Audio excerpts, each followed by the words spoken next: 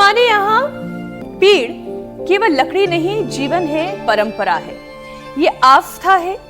People हो, बरगद हो, भारत ने सदियों पहले पेड़ों में देवत्व देखा है, क्योंकि पेड़ सांस देते हैं, छाया देते हैं और बिना कुछ मांगे जिंदगी संभाल लेते हैं। लेकिन दुनिया अब जाकर ये बात समझ रही है। कनाडा के क्यूबेक में सिर्फ 2000 आबादी वाले टाउन बाई शहर ने पेड़ों को जीवित प्राणी मानने का प्रस्ताव पास किया है। मतलब पेड़ सिर्फ प्रॉपर्टी नहीं है, एक सांस लेती जिंदा जान है जो इंसानों को जीवन देती है। अमित, 2019 में फ्रांस के एनवायरमेंटलिस्ट ने राइट्स ऑफ द ट्री की पहल आगे बढ़ाई और इससे भी पहले 2008 में इक्वाडोर ने अपने संविधान में प्रकृति के अधिकार शामिल किए। मतलब ये क्लियर है, इंसान बचेगा तो पेड़ों के साथ संतुलन बनाकर ही बचेगा। लेकिन अब जरा दिल्ली एनसीआर को देखिए। यहाँ गर्मी हो या फिर सर्दी हो, हवा अक्सर जो है राहत नहीं बल्कि चेतावनी देती है। AQI कई बार 200 से 400 तक पहुंचता है और कुछ इलाकों में हालत उससे भी ज्यादा डराते हैं, यानी सांस के साथ शरीर में जहर जा रहा है। और इसका असर केवल फेफड़ों पर नहीं है। एक स्टडी के मुताबिक दिल्ली में स्किन टाइटनिंग यानी कि लोगों की त्वचा की कसावट घट रही है और ये बात नेशनल एवरेज से करीब 18% ज्यादा गंभीर है। वजह साफ है, प्रदूषण, खराब पानी और यूवी किरणें, ये तीनों मिलकर कोलेजन को कमजोर करते हैं। त्वचा ढीली पड़ती है, डिहाइड्रेशन बढ़ता है, काले घेरे और समय से पहले एजिंग दिखने लगती है। और चेहरा तो सिर्फ संकेत है, प्रदूषण शरीर के अंदर जाकर इम्यूनिटी तोड़ता है, फेफड़ों को कमजोर करता है, दिल पर दबाव बढ़ाता है, कैंसर, डायबिटीज, बीपी और लाइफस्टाइल बीमारियों का भी खतरा बढ़ाता है। पेड़ काटकर शहर बनाते बनाते लोग ऑक्सीजन का बैंक लगातार खाली कर रहे हैं और वही पेड़ हमें याद दिला रही है, प्रकृति से रिश्ता टूटा तो सेहत से रिश्ता भी टूटेगा। स्वामी जी हमारे साथ जुड़ चुके हैं। स्वामी जी तो पेड़ों और प्रकृति के बीच ही रहते हैं और उनकी सेहत और प्रकृति का रिश्ता वो कई बार बताते हैं। आज एक बार फिर से इसे समझने की कोशिश करेंगे। स्वामी जी बहुत बहुत स्वागत। प्रणाम स्वामी जी।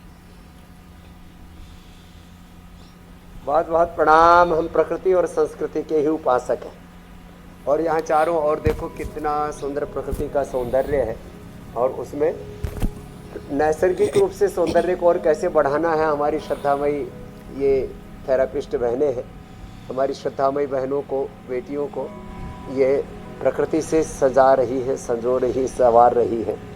केश कांति जिसमें हम प्याज, उदंबर, गूलर और कढ़ी पत्ता, भृंगराज, इनके पत्तों का पेस्ट बना करके बालों में लगाते, झड़ते बाल एकदम बंद हो जाते हैं। चेहरे पर हल्दी, मेहंदी और रसोद, एलोवेरा,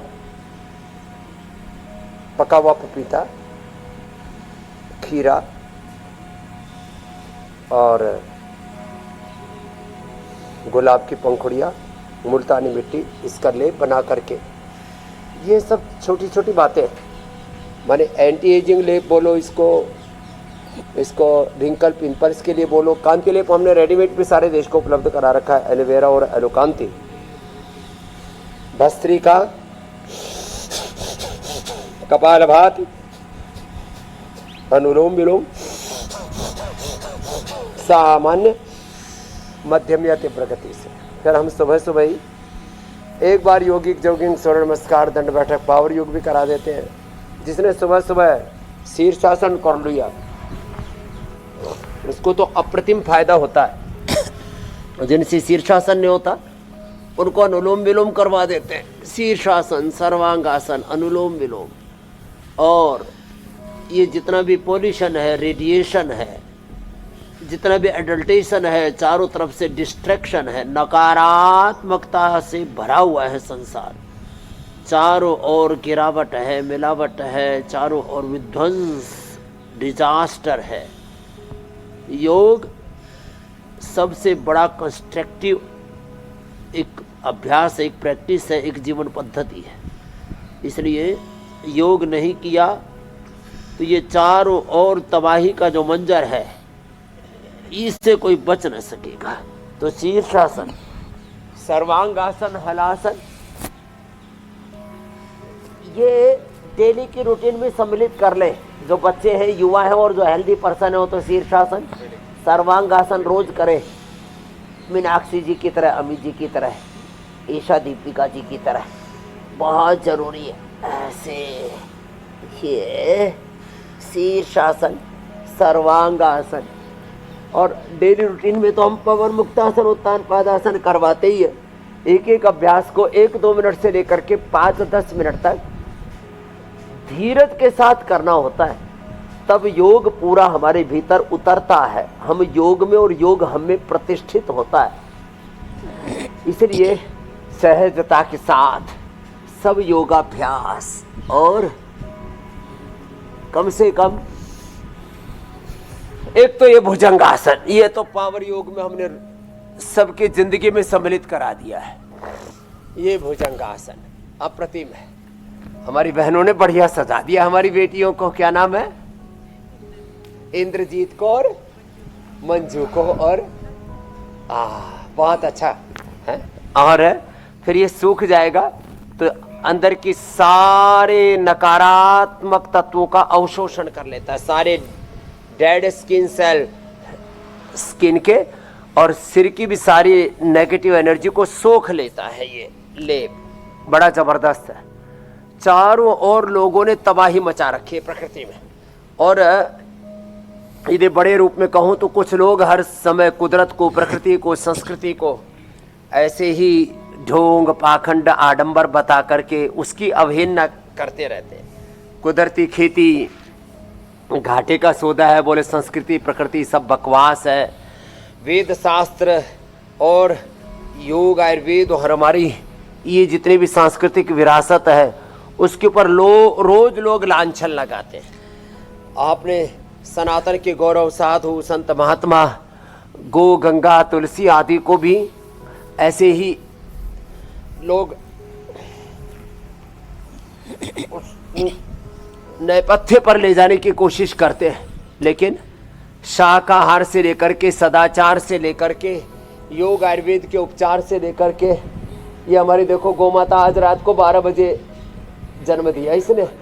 हाँ, ये हमारी वो स्वामी जी, आपसे बेहतर उदाहरण कौन होगा और जो प्रकृति और संस्कृति दोनों को न सिर्फ जीते हैं और अनुशासन में जीते हैं। स्वामी जी, हमारे यहाँ तो पीपल, बरगद, तुलसी, शमी सिर्फ पेड़ नहीं है, देवता का रूप है, और इन्हें जीवनदायिनी माना गया है। लेकिन आज शहरों में हरियाली कैसे घटती जा रही है और इसका असर AQI पर दिखाई दे रहा है। 200 से 500 तक पहुंच जाता है, कभी कभी इससे भी ज्यादा। ऐसे में प्रदूषित हवा शरीर की इम्यूनिटी को कैसे कमजोर करती है। योगाभ्यास की शुरुआत तो आपने कर दी है, लेकिन नेचर को लेकर अवेयरनेस, ऐसा नहीं है कि भारतीय जानते नहीं है कि इन पेड़ पौधों में भी जो है वो देवत्व है, देवताओं का वास है। क्यों? क्योंकि ये जीवनदायिनी है। लेकिन फिर भी जो इग्नोरेंस है कि पेड़ काट दिया तो क्या हुआ, ये इग्नोरेंस कब खत्म होगी? दुनिया समझ रही है, लेकिन भारत से जहां की से ये संस्कृति निकली है वही नहीं समझ रहे हैं। हाँ, हम प्रकृति का अनादर नहीं कर रहे। अपने लिए और अपने आने वाली पीढ़ियों के लिए हम मौत, ओहो, बेबसी, लाचारी, विध्वंस के बीज बो रहे हैं। तो जो कर सके वो तो, हाँ, तो भाई इसकी बच्चिया को उसके पास ही बांध दो भैया। ये अब इसने बच्चिया ने नया, हाँ, अब तो देखो आदमी के बच्चे को 9 महीने लग जाते हैं, 1 साल लग जाता है चलने में, ये तो पैदा होते ही चलने लग जाते और खुदकने लग रहा है पुंगरूर गाय का बच्चा पैदा होते ही। लो, आदमी को संभलने में बहुत वक्त लगता है। ये तो लो रात को 12 बजे पैदा हुआ और अब फुदक रहा है। तो ये है महिमा गौ माता के। आज इधर देखो बड़ी गैया है, ये छोटी गैया, ये पुंगनूर है और वो साहिवाल है, और वो भी उसकी बछिया, ये भी खुद भी दूध देती है 15-20 किलो। तो खैर, तो मैं आपको बात कह रहा था, देसी गाय पालो, देसी कुदरती खेती, चारों तरफ पेड़ पौधे लगाओ। हमारे यहाँ ओ देखो मोर भी आ गए, हाँ मोर है, गाय है। ऐसे पंछियों के बीच हम जिया करें, रहा करें तो कितना सुंदर होगा। और ये हाँ, अब ये इनमें डर खत्म हो गया है, ऐसे घूमते रहते हैं और इनको अच्छा खाना खिलाते हैं, ब्रेड आदि नहीं खिलाते।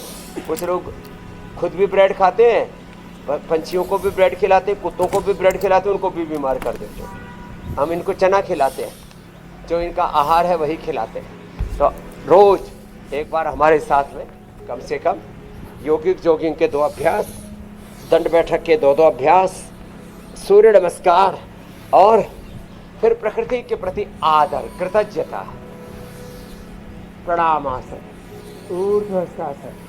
अब चारों तरफ हम तो ऐसे ही प्रकृति और संस्कृति के संग रहते हैं। छोटे बच्चे को वो उसकी माँ के पास ही रखो। अब ये बच्चे नए नए आए हैं ना, तो इनको भी संसार में पूरी स्वच्छंदता के साथ घूमने का अवसर दे रखा है परमात्मा ने। और ऐसे सब प्रकृति के अंग संग जिया करें। मैं तो चाहता हूँ लोग जो है जिनके पास थोड़े पैसे हो तो 1-2 एकड़ जमीन खरीद ले गाँव में, 1-2 एकड़ में खुद खेती करें, मजदूर से नहीं, खेती करवाए, खुद खेती करें और उसमें मिश्रित फसल बोए, सब साग सब्जियां, सब फल, सब फलदार वृक्ष और सब प्रकार के ग्रीन, सब प्रकार के सब प्रकार के पेड़ पौधे। 2 एकड़ जमीन में तो मौज आ जाती है। और जहाँ सस्ती है वहाँ खरीदो, महंगी खरीदने की ज़रूरत नहीं है। और उसमें फिर ऑर्गेनिक एग्रीकल्चर करो, सब तरह के पेड़ पौधे लगाओ, फलदार वृक्ष लगाओ। और फलदार वृक्ष नुकसान नहीं करते खेती में जो है। ऐसे हम खेत खलिहानों के प्रति वापस गांव की तरफ लौटे, शहरों से पैसा कमा करके फिर जो है 60 के बाद फिर गांव की ओर लौट जाओ। खेती बाड़ी करो अपने हाथों से और अच्छा खाओ, बीमार नहीं होगे, न बीपी, न शुगर, न लीवर किडनी की प्रॉब्लम, न कैंसर। बुढ़ापा बहुत अच्छा बीतेगा। लोगों का बुढ़ापा हॉस्पिटल में नहीं, कहाँ बीतना चाहिए? गांव में, खेत खलिहानों में, प्रकृति के बीच में, नदियों के किनारे, गौ माता की, भारत माता की सेवा करते हुए, मानवता की सेवा करते हुए हमारा अंतिम समय बीते, कितना अच्छा होगा। तो देखो रास्ता तो यही है। बाकी जितना प्रकृति से दूर जाएंगे खुद को, और मैंने कहा अपने आने वाली पीढ़ियों को खतरे में डालेंगे लंबे लंबे श्वासों के साथ, तो हमारे मोर तो जो है निर्भय होकर के अपने आप ही यहाँ दाना चुनते रहते हैं और बड़े प्यारे लगते हैं, बीच बीच में डांस भी करते हैं। और अब स्वामी जी आपने रास्ता दिखाने का काम तो किया, लेकिन अब इस पर चलने का काम तो व्यक्ति को खुद ही करना होगा। ये सोचेंगे कि कोई और दूसरा आकर पेड़ लगा दे जिसकी छाया में फिर वो आराम करें, तो ये तो नहीं हो सकता। कुछ काम खुद अपने हाथों से भी करना होगा और दूसरों के लिए उदाहरण बनना होगा। स्वामी जी, सांस की हम बात कर रहे हैं, प्रदूषण की बात कर रहे हैं, प्रकृति की बात कर रहे हैं। स्वामी जी, ये जो धूल है, धुआं है, हवा में जो केमिकल्स हैं, खराब पानी के जरिए टॉक्सिन्स शरीर में जा रहे हैं। लिवर हो, किडनी हो, आंत हो, सब पर इसका बुरा असर पड़ता है और फिर धीरे धीरे दबाव बढ़ता जाता है। तो शरीर को नेचुरल तरीके से डिटॉक्स कैसे किया जा सकता है? आप पूरी एक दिनचर्या समझाएं, पूरा एक रूटीन समझाएं, जिससे कि बॉडी को प्रदूषित वातावरण में रहने के बाद भी हम डिटॉक्स कर सकें। दिनचर्या में तो सुबह उठते ही आंवला, एलोवेरा, गिलोय, गोधन, अर्क, अपने अपने वात पित्त कफ त्रिदोष के अनुसार हमने पंचामृत बता रखा है। अनार, गाजर, चुकंदर, व्हीट ग्रास, एलोवेरा जिनका हीमोग्लोबिन डाउन है, अब हीमोफीलिया था, बालक को उसने ठीक कर लिया, यही हीमो जूस और लिवोग्रिड जूस, भूमि आंवला, पुनर्नवा, मकोई, शोनाक, एरेंडिया, पपीते के पत्तों का रस थोड़ा थोड़ा। फिर जिनको वात है उनको एलोवेरा, गिलोय, पारिजात, निर्गुंडी, जिनको कफ है हल्दी, अदरक, तुलसी, वासा और तांबुल, ये जो पान पत्र का रस। ऐसे ही जिनको पित्त है, शीशम, पीपल, बेल, दूर्वा, दूधी, घास, बीट ग्रास, एलोवेरा आदि का रस। मंडूकासन, योग मुद्रासन से लेकर के गोमुखासन तक ये एक आसनों का पूरा सेट है। 5 से 10 आसन, 5 से 10 प्राणायाम तो रोज करने हैं। तो सुबह उठ करके थोड़ा आंवला, एलोवेरा, गिलोय आदि या कोई भी जड़ी बूटियों का रस ले लेते हैं तो इम्यूनिटी अच्छी रहती है, पेट भी बढ़िया साफ हो जाता है। और पूरे शरीर में एक सकारात्मक ऊर्जा का संचार होता है।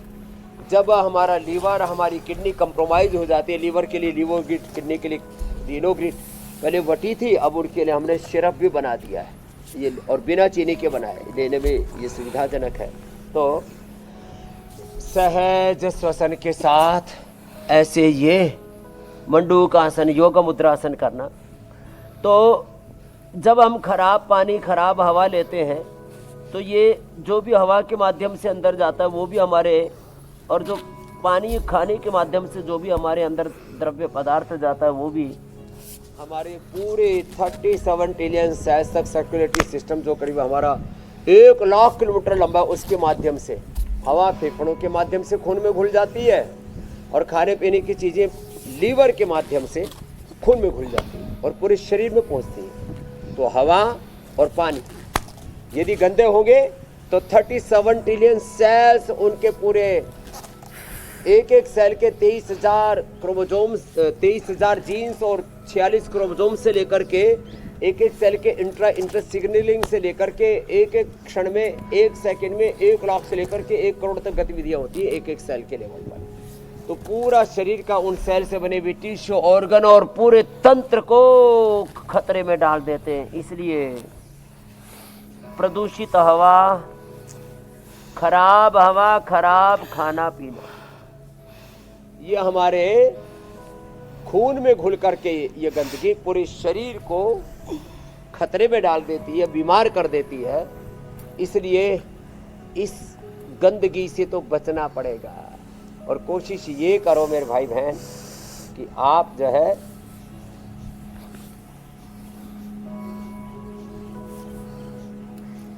खुद गंदगी ना फैलाओ, और जो गंदगी फैला रहे हैं उनको भी बताओ भाई ये देश अपना है, ये प्रकृति अपनी है, इसके प्रति अपनत्व रखो।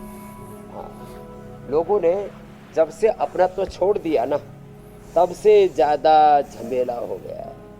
हम पहले पेड़ों को, प्रकृति को, पौधों को, जीव जंतुओं को, धरती माता को अपना मानते थे। शुरुआत ही हमारी होती थी, माता भूमि पुत्र हम पृथिव्या जननी जन्मभूमि स्वर्गात् अभिगरीयसी, मातृदेवो भव पितृदेवो भव प्रकृति देवो भव। ये प्रकृति आद्या शक्ति, इसको जननी कहा। ये तो जननी जन्मभूमि दोनों, और प्रकृति संस्कृति, इसी के साथ हम रचे बसे, और उसकी हमने अवहेलना की तो फिर मोटापा, BP, sugar, liver, kidney failure, cancer, autoimmune disease, इससे कोई बचा नहीं सकता हमें। इसलिए हमें अपनाना तो पड़ेगा। और वाकई में जब भगवान श्री राम भी कहते हैं कि जननी जन्मभूमि स्वर्गात् प्रतिगरीयसी, यानी कि ये जननी जो है, जो मातृभूमि है, वो जननी और स्वर्ग से भी उन्हें अति प्रिय है। तो अति प्रिय तब रहेगी हमारे लिए भी जब हम उसमें अपना प्रेम का रस घोलेंगे, पेड़ों को काटने के बजाय पेड़ लगाएंगे, सुगंध फैलाएंगे, और फिर अगर गंदगी फैलाएंगे और फिर कहेंगे कि हमें कोई स्वर्ग लाकर दे दे, तो ये तो होगा नहीं स्वामी जी। क्योंकि स्टडी ये कहती है कि प्रकृति में इतना ज़्यादा प्रदूषण घुल गया है कि आज की तारीख में लोग पानी तो पी रहे हैं लेकिन पोषण नहीं मिल रहा, इलेक्ट्रोलाइट्स नहीं मिल रहे। इलेक्ट्रोलाइट्स नहीं मिलते हैं तो 70% लोग डिहाइड्रेशन के शिकार हो जाते हैं। प्रदूषण, गर्मी और अल्ट्रावायलेट किरणें मिलकर शरीर का पानी का लेवल भी घटाती हैं, स्किन की नमी जा रही है। और बड़ी हैरानी हुई मुझे ये पढ़कर कि जो स्किन की टाइटनेस है वो भी ख़त्म हो रही है, क्योंकि पानी का सही संतुलन शरीर में बन नहीं पा रहा है और स्किन की चमक भी जा रही है। मुझे नहीं पता था स्वामी जी ये आपस में इतना ज़्यादा इंटरकनेक्टेड है, इंटरलिंक्ड है। तो खाने पीने की क्या क्या आवश्यकताएं हैं जो शरीर के पोषण को पूरा करें, योग के साथ साथ स्वामी जी ये भी समझाएं। एकदम आपने ठीक कहा, ये सब इंटरकनेक्टिंग है, सबकी पूरा अस्तित्व, एकत्व सह अस्तित्व सामंजस्य। The philosophy of oneness, coexistence, harmony, ये बहुत ही महत्वपूर्ण है। तो देखो, फॉरवर्ड बेंडिंग, बैकवर्ड बेंडिंग, आगे झुकना शशकासन, पीछे झुकना, सुप्त वज्रासन, सुप्त पद्मासन, ऐसे। फिर ये पवन मुक्त आसन, उत्तान पादासन, नौकासन पाचन तंत्र के लिए बहुत जरूरी है। तो सब कुछ इंटरलिंक्ड है हमारे शरीर में। अन्नमय कोश, प्राणमय कोश, मनोमय कोश, विज्ञानमय कोश, आनंदमय कोश, स्थूल सूक्ष्म कारण शरीर, 72 को 72,10,201 नाड़ियां, अष्टचक्र नवद्वार और 37 ट्रिलियन सेल्स, उनसे बनने वाले टिश्यू ऑर्गन्स, और एक एक क्षण में घटित होने वाली शरीर में हजारों लाखों करोड़ों अरबों खरबों गतिविधियां, उन सब का एक दूसरे के साथ एक कनेक्शन है, एक कोऑर्डिनेशन है, कम्युनिकेशन है। और ऐसे ही प्रकृति के सारे घटकों का, पिंड का, ब्रह्मांड से और ब्रह्मांड के सारे घटकों के साथ, जल जंगल जमीन के साथ, जल जंगल जमीन, पेड़ पौधे, वनस्पतियां, ये जो सारा कोएग्जिस्टेंस है और इनमें आपस में जो हार्मनी है, एक एक शरीर का सेल अपने आप में स्वतंत्र होते हुए भी, इंडिपेंडेंट होते हुए भी, उसकी एक इंडिपेंडेंट वर्किंग होते हुए भी, एक दूसरे के साथ उसका जो कोऑर्डिनेशन, कम्युनिकेशन, उसको मैं रोज कहता हूँ ब्रेन के 86 ब्रेन न्यूरॉन्स में एक क्षण के भी 1 करोड़वें हिस्से में घटित होने वाले 100 ट्रिलियन से अधिक कोऑर्डिनेशन, कम्युनिकेशन, सेल्फ सिग्नलिंग, और उनका फिर 37 ट्रिलियन सेल्स के साथ जो कोऑर्डिनेशन, कम्युनिकेशन, और बिना किसी विरोध के हर एक सेल का एक अलग कार्य है, अलग उसकी कैपेसिटी है, अलग उसकी वृत्ति है, आजीविका है, उसका अलग प्रकार का सामर्थ्य है। लीवर की सेल का अलग, किडनी की सेल का अलग, पेनक्रियाज की सेल का अलग, लंग, हार्ट, ब्रेन, आँख, कान, स्किन, हड्डी, सब आपस में, लेकिन एक दूसरे के साथ इतने इंटरलिंक्ड है, एक दूसरे के साथ इतनी हार्मनी, इतना सामंजस्य, उसमें कोऑर्डिनेशन, एक दूसरे के साथ कम्युनिकेशन इतना जबरदस्त है कि वहाँ कहीं पर भी विरोध नहीं है, विरोधाभास नहीं है, बस सब सामंजस्य में चले जा रहे हैं। प्रकृति परमेश्वर का एक बहुत गहरा विधान है, और इस प्रकृति परमेश्वर के विधान का जो आदर करेंगे वो सुख पाएंगे, और जो गो, गंगा, गायत्री, संस्कृति, प्रकृति, इसका अनादर करेंगे वो दुख पाएंगे। अच्छा, जो गो, गंगा, गायत्री का, प्रकृति का, संस्कृति का, संस्कारों का, शाकाहार का, सदाचार का, योग का, आयुर्वेद का, सनातन और सनातन के भारत और भारतीयता के जो शाश्वत सत्य, उनका जो विरोध करते हैं ना, दो पक्ष में तो कहता हूँ, एक है अपने सनातन का बोध, और जो कर रहे हैं सनातन का विरोध, उसका शत्रु बोध भी होना जरूरी है, नहीं तो हम कई बार ऐसे ही गफलत में फंस जाते हैं। तो अर्धहलासन, पाद वृत्तासन, द्विचक्रिकासन सहजता के साथ ऐसे ही करते रहे, पूरी तत्परता के साथ। और जो भी प्रकृति परमेश्वर का सहज विधान है, इसके लिए कोई ट्रेनिंग की जरूरत नहीं है, अपने आप हमें पता लग जाता है हमारे लिए अच्छा क्या है और हमारे लिए बुरा क्या है।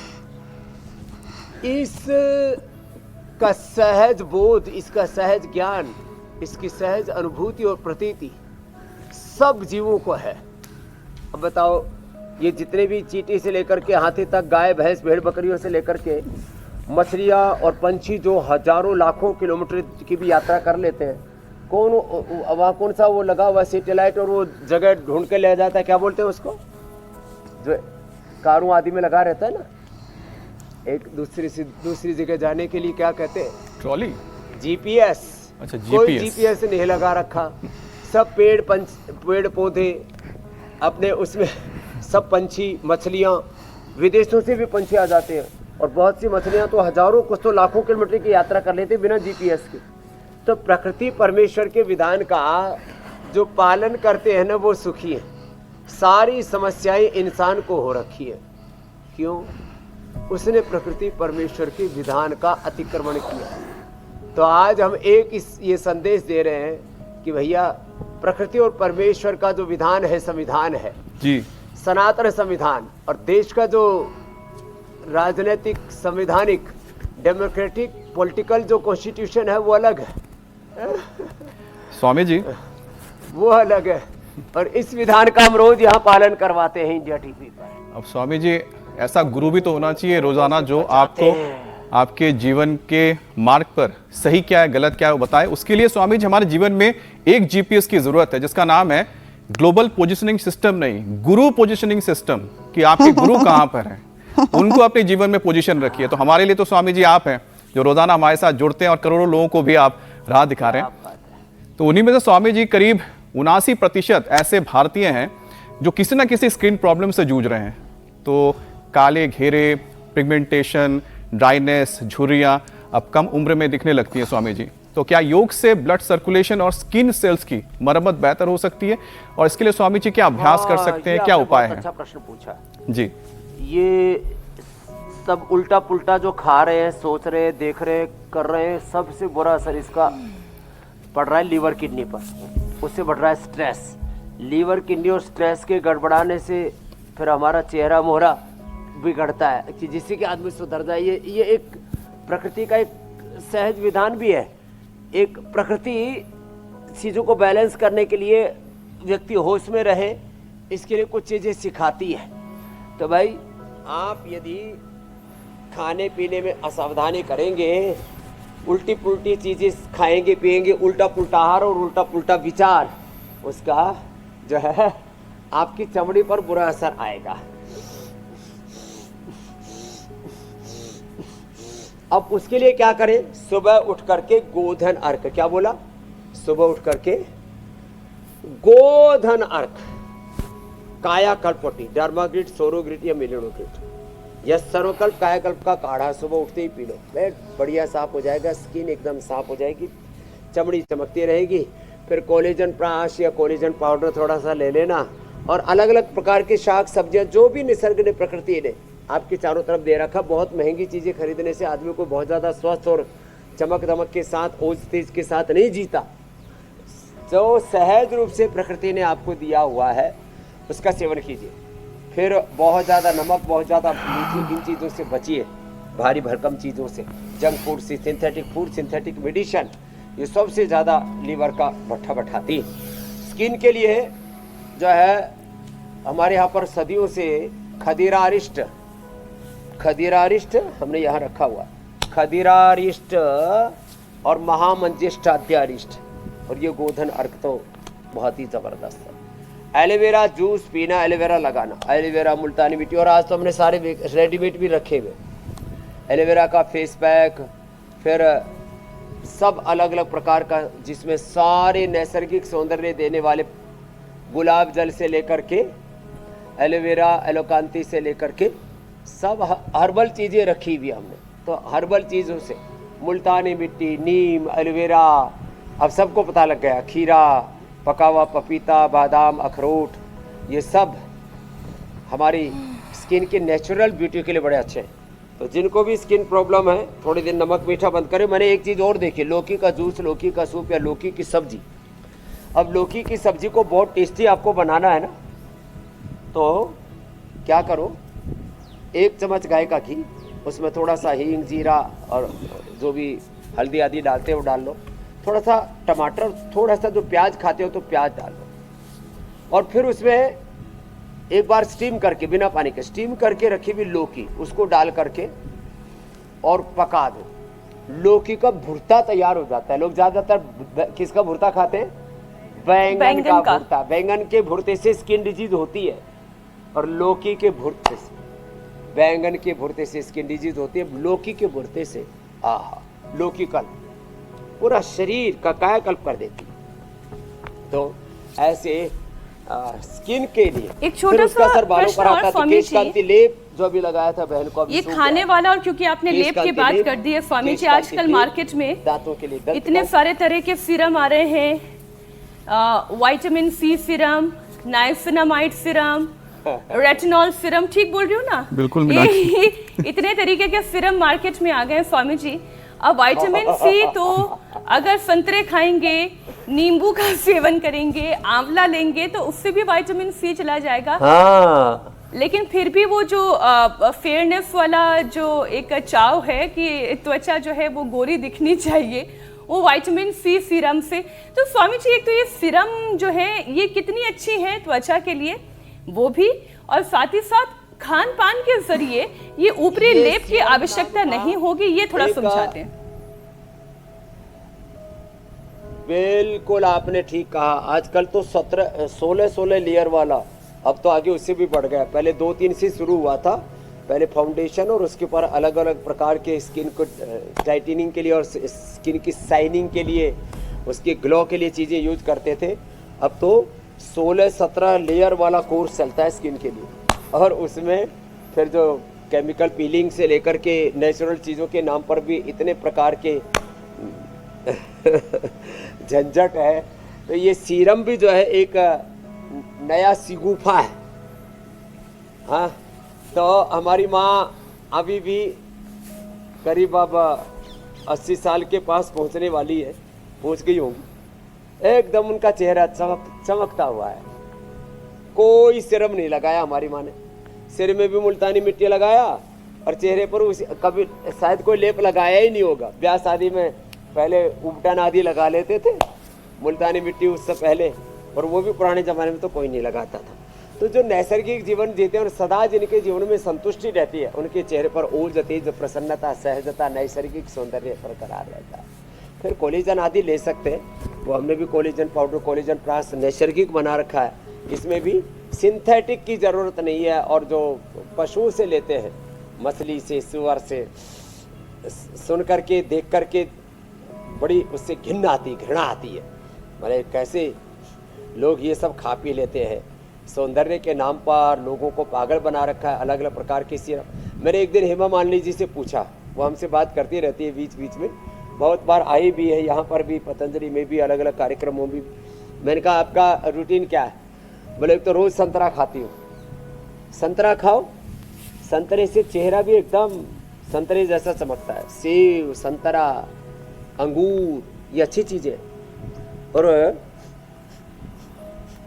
जिनको अपना चेहरा सच में चमकता हुआ चाहिए तो संतरा, अनार, गाजर, चुकंदर, व्हीट ग्रास, एलोवेरा, आप सुबह सुबह इसका जूस भी पी सकते हैं, इसकी स्मूदी भी ले सकते हैं, ऐसे ही खा सकते हैं। और हीमोग्लोबिन भी बहुत अच्छा रहेगा, चेहरे पर ओज तेज भी रहेगा, और ये चेहरे पर फुंसियाँ और तमाम तरह के झुर्रियाँ, पुर्रियाँ, ये कुछ नहीं होगा। और ज्यादातर अभी आपने जैसे हेमा मालिनी जी का जिक्र किया, रोज कपालभाति, अनुलोम विलोम करती है।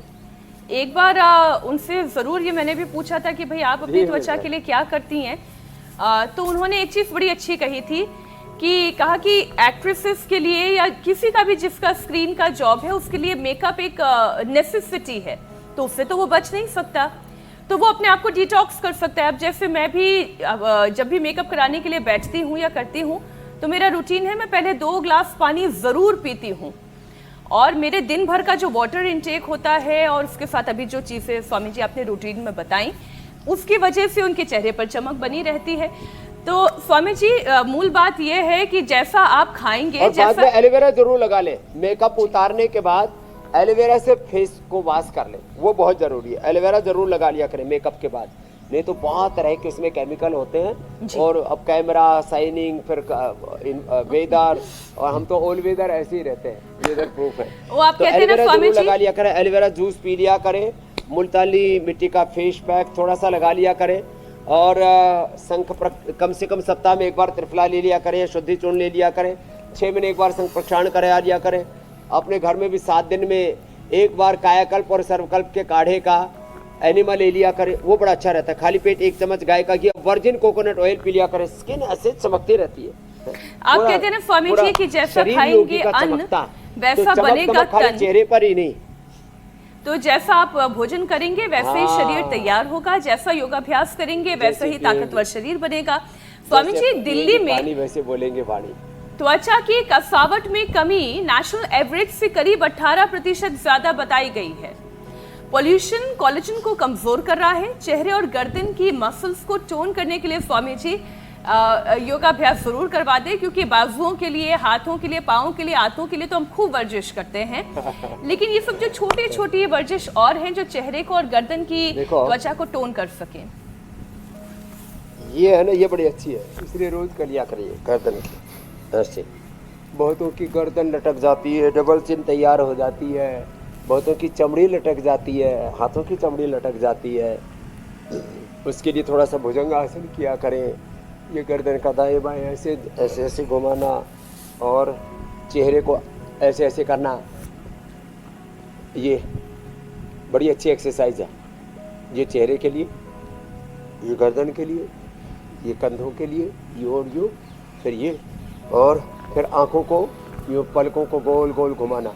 भरतनाट्यम में और कथक में जो आँखों के अलग अलग प्रकार के संकेत होते हैं, उन भाव भंगिमाओं में तो अपने आप ही एक्सरसाइज हो जाती है।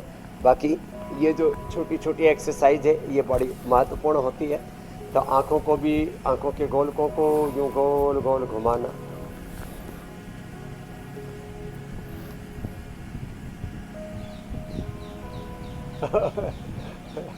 तो ये एक दिन तो हमने पूरी जबड़े के ऊपर ही प्रोग्राम रखा था, उसको पूरा देख लेना। तो ये अभ्यास बड़े अच्छे हैं, तो सूक्ष्म व्यायाम कर लिया करें।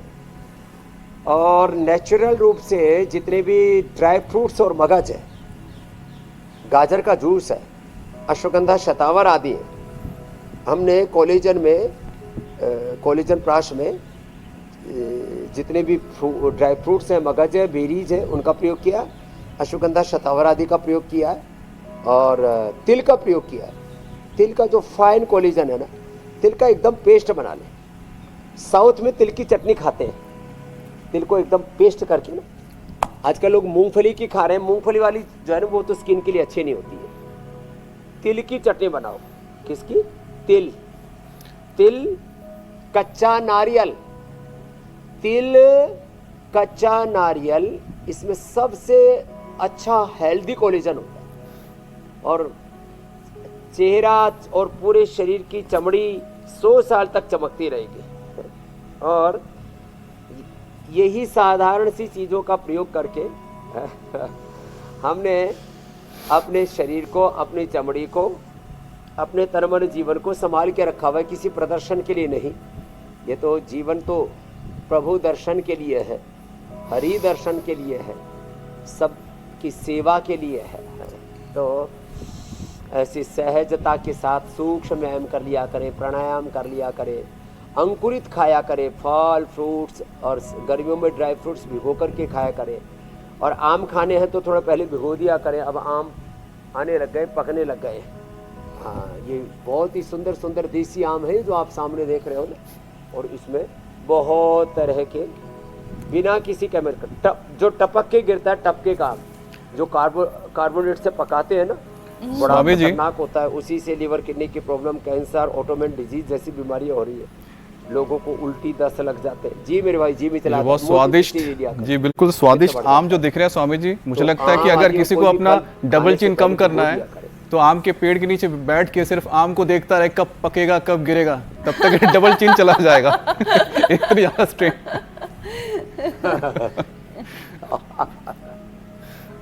अच्छा स्वामी जी, पेड़ ऑक्सीजन का बैंक है, लेकिन पेड़ कट रहे हैं, तभी तो शहर बढ़ रहे हैं और हवा भी जहरीली हो रही है। हवा जहरीली हुई तो फेफड़े कमजोर होना तय है। सांस फूलना, एलर्जी, खांसी और एस्थमा जैसी दिक्कतों पर हम अक्सर बात करते हैं स्वामी जी। तो फेफड़ों की क्षमता बढ़ाने के लिए एक छोटा सा यौगिक सेशन भी, और साथ ही आप लोगों को ये समझाइए कि सामाजिक सरोकार के लिए हमेशा दूसरों का मुंह ताकने की बजाय कुछ थोड़ा काम खुद कर लें। वर्षगांठ पर, कोई भी पवित्र अवसर हो, पेड़ जरूर लगाएं। और मैंने अपने हाथों से हजारों पेड़ लगाए, हजारों पेड़ लगाए, जड़ी बूटियां लगाई हैं और बहुत सारे काम किए, खेती बाड़ी की है। ऑक्सीजन के लिए भस्त्रिका जरूरी है। 2 से 5 मिनट डीप ब्रीदिंग। पेड़ लगाएं भी और उनको फिर बचाएं भी। कई प्रकार के जीव जंतुओं से भी बचाना पड़ता है, मौसम की मार आदि से भी बचाना पड़ता है। हमने जो पेड़ लगाए थे जिस गांव में, सैदलपुर की धरती पर जहाँ पैदा हुए, वो गांव, छोटे से गांव से लेकर के फिर हरिद्वार से लेकर के पूरे देश में जहाँ जहाँ हम जाते हैं, लोग हमसे पेड़ ही लगाते थे ज़्यादातर, यादगार के तौर पर भी। तो पेड़ लगाएं, पेड़ बचाएं, पेड़ों को बढ़ाएं। और सड़क के, अपनी ज़मीन ना हो तो सड़क के किनारे पर जा कर के लगा सकते हैं, जंगलों में पेड़ लगा सकते हैं। काटने पर पाबंदी है, पेड़ लगाने पर कोई पाबंदी नहीं है, और उसमें भी फलदार वृक्ष सबसे ज्यादा। आपको याद है स्वामी जी, हमने आप ही के साथ मिलकर तो पूरा एक अभियान अब चलाया कुछ पेड़ था, ऐसे एक हैं। पौधा सेहत के नाम, और ये खूब अभी सारी ये जड़ी है ना, बूटियां ये तो लगाई थी, और महीनों तक हमने ये ornamental है। कार्यक्रम चलाया था। हाँ हाँ, वो बहुत जरूरी है। कपालभाति, वायुपल्लव, उज्जाई, अनुलोम विलोम, शीतल शीतल।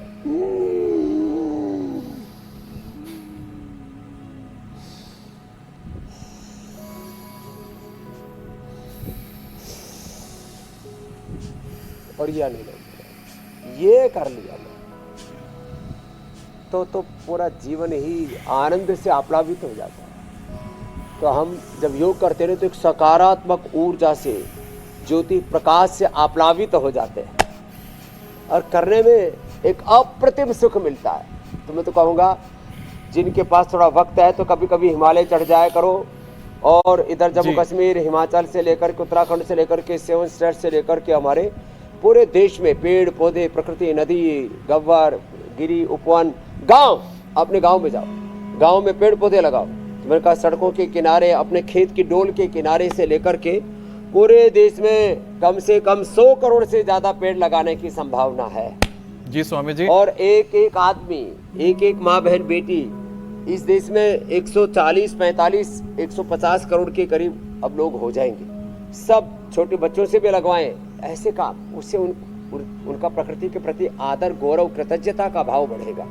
तो यह अभियान तो अब बरसात आने वाली, फिर से शुरू करेंगे, बहुत जरूरी है। बिल्कुल स्वामी पेड़ जी। लगाओ, प्रकृति बचाओ, संस्कृति बचाओ, देश बचाओ, आने वाली पीढ़ियों को बचाओ। और ऑक्सीजन भी स्वामी जी बढ़ाओ, अगर मौका ना मिले तो बैल्कनी में भी पौधे लगाओ, ताकि कम से कम बैल्कनी के जरिए आपके घर में ऑक्सीजन बढ़ता रहे स्वामी जी, क्योंकि ऑक्सीजन का जिक्र हमने कर लिया है। छत पर लगाओ।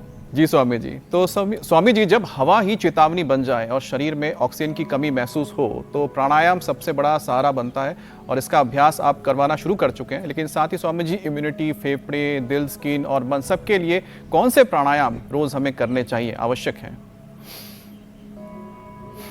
एक तो अनुलोम विलोम, एक भ्रामरी, एक उद्गीत, ओम, और श्वासों के साथ ध्यान। इसको विपश्यना कहो, प्रेक्षा कहो, दृष्टा गुणातीत भावातीत ध्यान। और जिनका बीपी थोड़ा बढ़ जाता है तो मेधावटी और मुक्तावटी। हार्ट की प्रॉब्लम है तो थोड़ा कार्डियो के हृदय में अर्जुन की सारी अर्जुनारिष्ट। ऐसे कुछ पदार्थों का सेवन।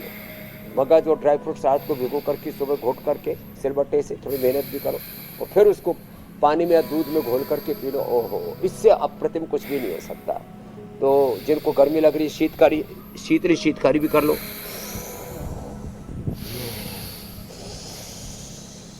बहुत ही जबरदस्त। और भाई देखो, हमारे यहाँ तो AQI 4-5 रहता है। कितना? 4-5। और दिल्ली में, NCR में 400-500। कैसे लोग जी रहे हैं। मैं तो कहता हूँ थोड़े दिन पतंजलि वेलनेस योगाग्राम निराम में आ जाओ, और फोन भी करना हो तो 8954666111, 22233334455, 8954666111। यहाँ आ जाओ, थोड़े दिन पूरा डिटॉक्स कर देंगे, देह को दिवालय शिवालय बना देंगे। आपके भीतर से रामत्व, कृष्णत्व, हनुमत्व, शिवत्व की अनुभूति होगी। शिवो हम।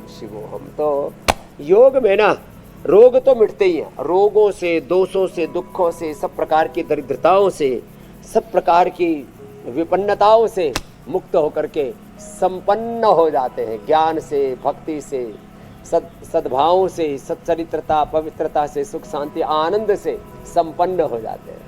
ये बहुत आनंद आया स्वामी जी, आज भी रोगों से जंग लड़के और प्रकृति को बचाने का जो संदेश स्वामी जी आपने दिया है, अगर उसका कोई पालन करेगा तो स्वस्थ जीवन जरूर पाएगा, स्वस्थ प्रकृति की गोद में सोएगा। स्वामी जी बहुत बहुत धन्यवाद आपका। प्रणाम स्वामी जी।